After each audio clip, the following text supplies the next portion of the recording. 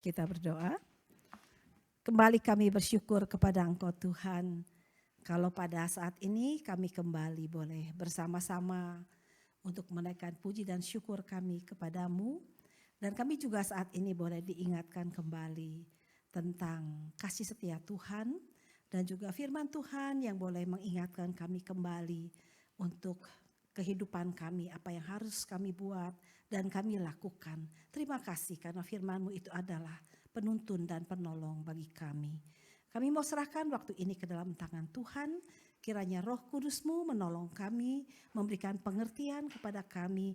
Dan terlebih lagi Tuhan, Kau memampukan kami supaya kami sungguh mampu melakukan firman ini dalam kehidupan kami masing-masing.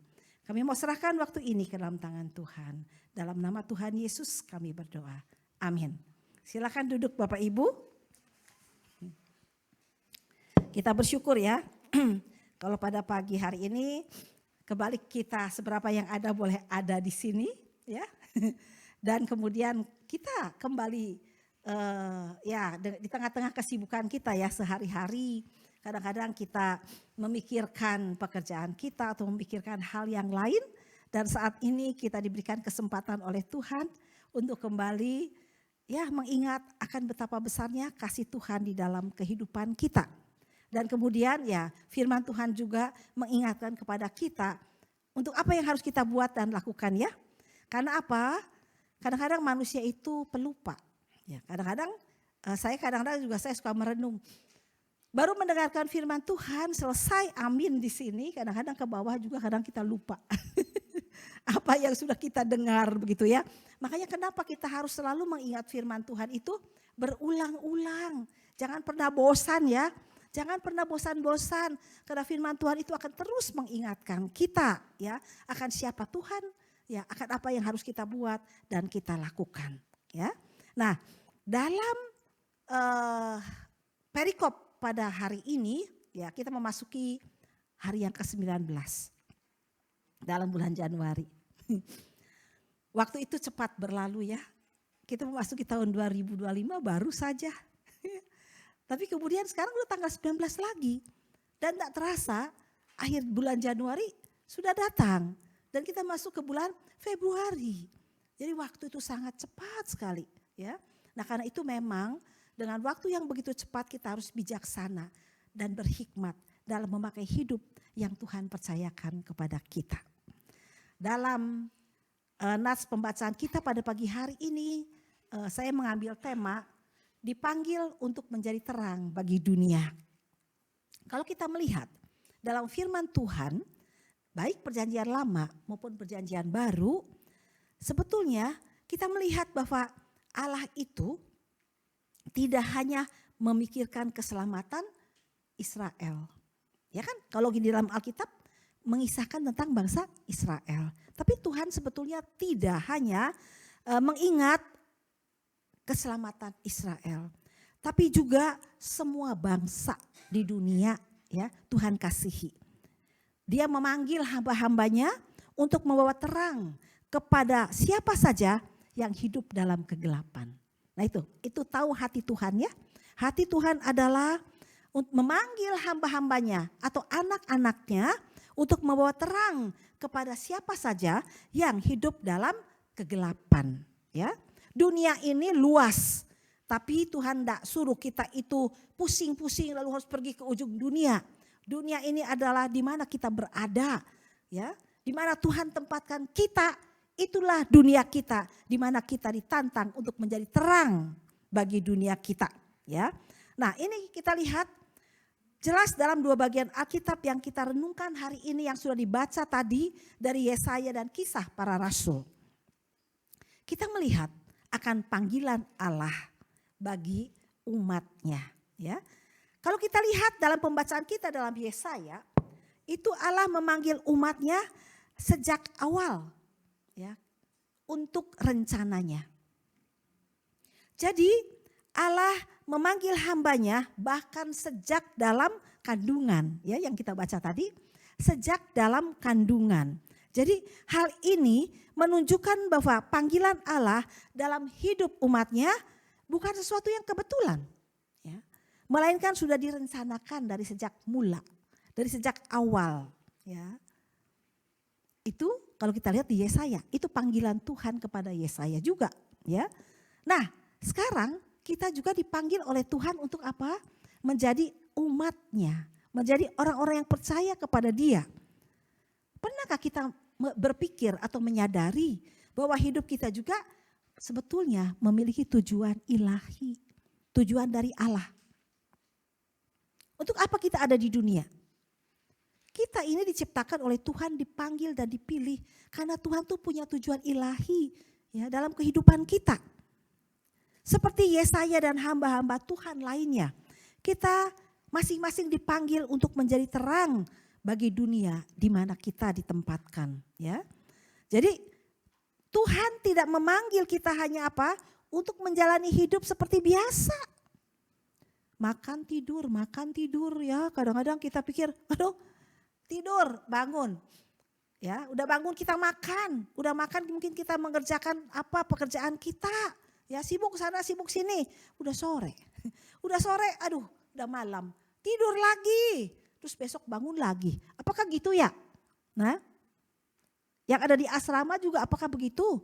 Ya, bangun tidur, makan, ya. Terus kerja, lalu tidur lagi, begitu selanjutnya. Enggak. Di mana kita ditempatkan? Kita diminta untuk menjadi terang. Ya, untuk menjadi terang itu gimana? Kita menyatakan kasih Tuhan melalui orang-orang di sekitar kita. Apakah ada orang di sekitar kita yang lemah? Yang mengalami kesulitan dari kita? Yang lebih susah dari kita? Kita harus belajar memandang ke bawah. Jangan memandang ke atas saja dalam hidup kita. Kita belajar melihat, oh ada ternyata orang yang lebih susah dari saya. Yang lebih sulit dari saya. Dan dia membutuhkan pertolongan dari saya. Lakukan itu menjadi terang. Dalam hal-hal yang kecil, yang dianggap sepele. Ya, menolong, membantu orang yang lemah, yang susah, yang lebih menderita dari kita. Ya, kita perlu belajar untuk menolong mereka. Ya, jadi karena apa? Hidup kita jangan biasa-biasa saja. Apa yang kita bisa buat dan lakukan untuk menjadi berkat bagi orang di sekitar kita. Kalau yang kita hidup dalam rumah tangga, keluarga. Menjadi terang di tengah keluarga itu penting. Karena kita berpikir menjadi terang itu pergi ke ujung dunia, kemana gitu ya. Tidak. Menjadi berkat, menjadi terang bagi istri kita, bagi suami kita, bagi anak-anak kita. Siapa yang ada di sekitar kita? Kita harus belajar menjadi terang. Ya, menjadi berkat. Melakukan apa yang bisa kita lakukan. Memberkati orang itu yang ada di sekitar kita. Orang yang paling dekat dengan kita. Siapakah orang yang paling dekat dengan kita? Biarlah kita bisa menjadi terang ya. Jadi di sini kita lihat kita tidak dipanggil untuk menjalani kehidupan yang biasa. Tapi untuk menjalankan misi Tuhan. Ya, memberitakan Injil kepada orang-orang di sekitar kita. Bagaimana memberitakan Injil? Apakah kita ngomong-ngomong ya, wih ini Tuhan Yesus, lo baik. Betul, kita harus memberitakan. Tapi bagaimana orang di sekitar kita bisa melihat Yesus itu yang mengasihi kita? Ya tentunya harus kita tunjukkan dalam kehidupan kita. Yesus itu hidup dalam hidup kita. Kita menggambarkan akan Yesus dalam kehidupan ini dengan menyatakan kasih. Ya, saya sangat terberkati dengan Ibu Sri loh. Ibu Sri sibuk ya, dia capek ya. Tapi dia tuh saya lihat nggak pernah ngeluh loh. Saya sangat terberkati. Dia dengan rela hati memberkati kita semua melalui makanan, melalui masakan yang dia buat dan lakukan. Saya lihat, aduh Ibu Sri luar biasa, nggak pernah mengeluh dia itu ya. Saya tahu dia capek, dia itu wah. Namanya masak itu walaupun sepertinya simpel, sederhana. Itu tuh mesti dilakukan, bisa dikerjakan, disiapkan dan sebagainya. Itu sudah menjadi berkat, itu sudah menjadi terang bagi kita ya. Nah itu. Nah mungkin kita merasa bahwa hidup ini tidak terlalu berarti. Atau tidak cukup penting bagi rencana Tuhan. Tapi ingat ya. Tuhan memanggil kita sejak awal dan menjadi bagian misinya, dari misinya yang besar. Siapapun kita, ya, siapapun kita, kalau kita sudah berada dalam lingkup di mana kita dipanggil oleh Tuhan untuk mengenal siapa Tuhan dalam hidup kita, dengan segala keterbatasan kita, dengan segala kekurangan kita, ya, Tuhan tetap memanggil kita. Jangan merasa, oh saya mah nggak bisa, saya mah gini, saya mah gampang stres, saya nggak bisa begini, saya nggak begitu, gitu kan ya? Enggak. Apapun kondisi kita, Tuhan memanggil kita untuk menjadi berkat, untuk menjadi terang di tengah-tengah kehidupan kita. Ya. Lakukan, tindakan, kerjakan apa yang mampu kita buat dan lakukan untuk menjadi terang di sekitar kita. Ya. Nah ini, kemudian di situ dipanggil adalah kita menjadi terang bagi bangsa-bangsa. Yesaya 49 ayat 6 berkata, aku akan membuat engkau menjadi terang bagi bangsa-bangsa, supaya keselamatan yang daripadaku sampai ke ujung bumi. Kita lihat tadi dalam Kisah Para Rasul, kita melihat bagaimana Paulus dan rekan-rekannya melaksanakan panggilan itu. Ya, Paulus orang Roma, tapi kemudian dia pergi ya ke Filipi dan kemudian dia menjadi berkat. Nah, ini melaksanakan panggilan Tuhan. Mereka memberitakan Injil kepada bangsa-bangsa dan di Filipi ya, waktu mereka pergi ke Filipi Paulus ya, mereka bertemu dengan seorang perempuan yang bernama Lydia ya. Seorang wanita yang bukan Yahudi atau non Yahudi. Seorang penyembah, bukan penyembah Allah ya. Disebutnya orang kafir lah begitu ya. Tapi Allah dengan pemberitaan Paulus ya, Tuhan membuka hati Lydia dan melalui dia keselamatan sampai ke rumah tangganya Lydia. Ya. Jadi yang diselamatkan bukan hanya Lydia, tapi keluarganya juga ya. Dengan apa yang diberitakan oleh Paulus, dengan apa yang dilakukan oleh Paulus. Ya. Nah, apapun kita, ya mungkin kita nggak bisa kayak Ibu Ning, pinter main musik, ya. Ibu Ning jadi berkat buat kita juga. Dia dengan permainan musiknya yang enak gitu kan ya, yang bisa mengiringi lagu-lagu. Tapi nggak semua seperti itu. Tapi apa yang bisa kita lakukan, kita buat. Kan Tuhan memberikan kita tangan, kaki, pikiran, mata, ya, hidung, mulut, telinga dan sebagainya. Ya, saya lihat juga di anak-anak yang di asrama bantu untuk membersihkan lantai dan sebagainya. Itu sudah menjadi berkat. Ya, kadang mungkin pikir hanya nyapu ngepel, jangan salah. Itu juga menjadi berkat. Ya, jadi berkat. Kalau semua kotor, apa kita enak ibadah? Nggak enak. Ya, jadi semuanya itu Tuhan bisa pakai untuk menjadi berkat dan menjadi terang bagi orang-orang di sekitar kita. Ya, jadi ingat bahwa Tuhan Yesus sudah memilih kita dan memanggil kita. Tapi Allah tidak hanya ingin menyelamatkan kita, tapi Dia juga ingin memakai kita untuk membuat terang kepada orang lain. Ya, dalam pekerjaan kita, keluarga atau lingkungan kita. Ya, ada banyak Lydia, maksudnya orang-orang yang belum mengenal Tuhan, yang mungkin Tuhan ingin kita temui untuk mengenal kasih-Nya. Ya, orang-orang yang hatinya siap menerima Injil. Ya, tugas kita adalah menjadi terang melalui apa? Perkataan kita, perbuatan atau tindakan kita. Ya, dan kasih yang kita tunjukkan. Ya, kalau ada orang yang menyinggung kita, ya, jangan kita langsung emosi dan marah. Kita harus belajar sabar dan kemudian kita menunjukkan kasih kita, penerimaan kita dan maaf kita tentunya.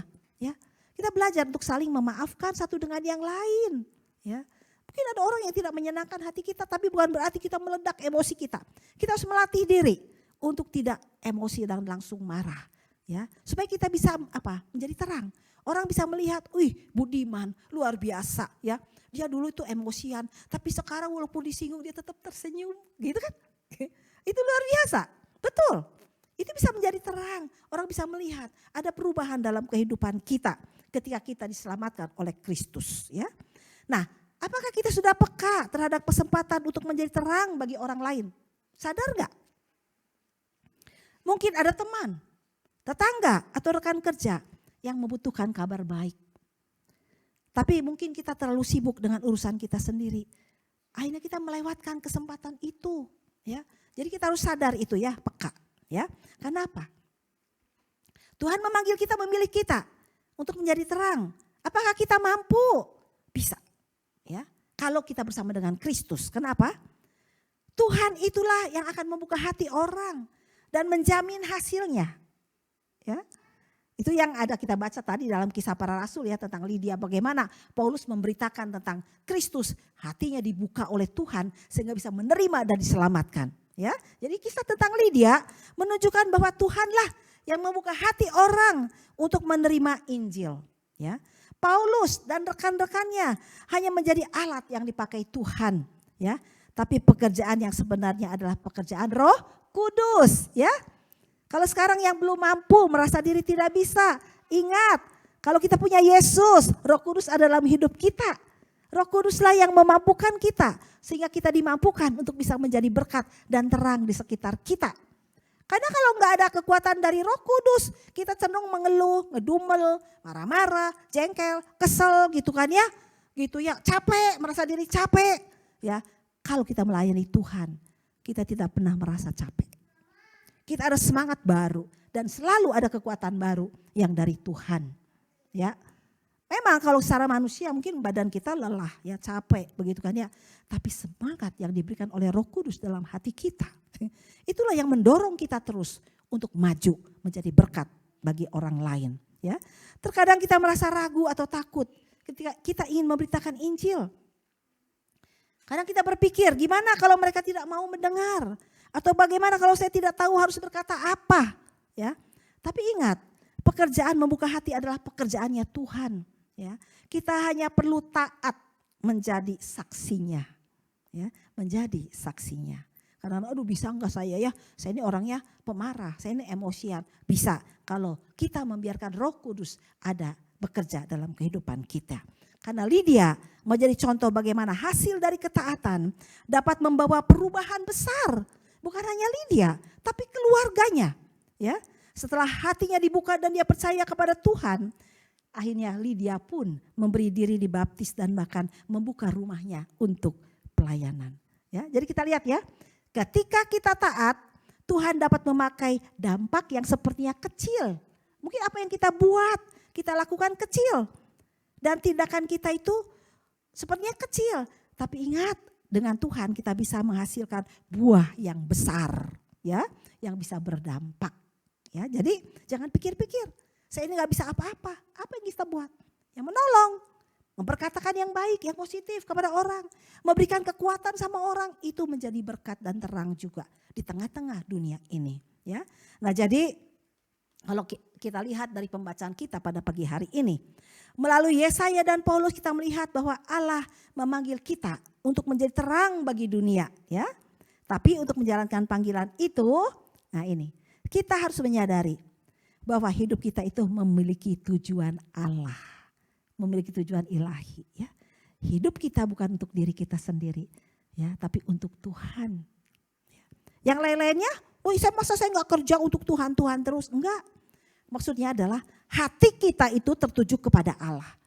Masalah kerja, masalah berkat, itu bonus yang Tuhan berikan kepada kita. Kalau hati kita serahkan kepada Tuhan, Tuhan bisa mencurahkan berkatnya dengan caranya dia sendiri. Asalkan kita tidak malas, kerjakan apa yang ada di depan mata kita, Tuhan akan memberkati kita. Ya. Kemudian kita harus peka terhadap kesempatan untuk menjadi terang bagi orang lain yang ada di sekitar kita. Ya. Itu peka, harus peka. Orang yang membutuhkan pertolongan kita tolong. Ya. Kemudian kita harus percaya bahwa Tuhanlah yang bekerja, membuka hati. Ya. Sementara kita hanya membutuhkan Tuhan apa? Ketaatan.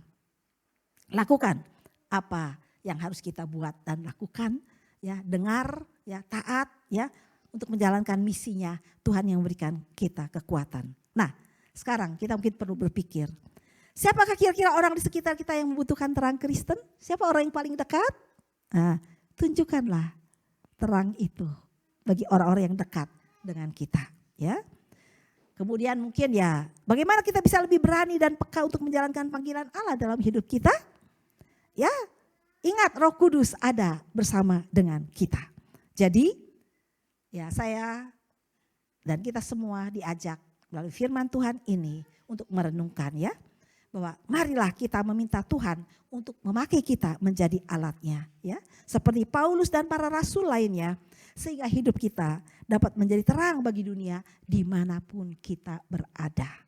Dimanapun kita berada, jangan berpikir nanti saya ada di sana, saya ada di sini, saya baru akan menjadi terang. Dimanapun saat ini Tuhan tempatkan kita, Tuhan memanggil kita untuk menjadi terang bagi orang-orang yang ada di sekitar kita. Amin. Mari kita berdoa. Tuhan Yesus, kami sungguh bersyukur Karena Tuhan boleh mengingatkan kami melalui firman-Mu tentang panggilan Engkau bagi kami, anak-anak-Mu. Tuhan, kiranya Roh Kudus-Mu menolong kami dan terus berbicara kepada kami, supaya kami sungguh dimampukan menjadi terang di sekitar kami. Baik melalui perkataan kami, baik melalui tingkah laku kami. Ya, apa yang kami buat dan kami lakukan, biarlah kami dimampukan untuk menjadi berkat, menjadi terang bagi orang-orang yang ada di sekitar kami. Terima kasih Bapa, kiranya Roh Kudus-Mu terus bekerja dalam hidup kami. Di dalam nama Tuhan Yesus kami berdoa. Amin.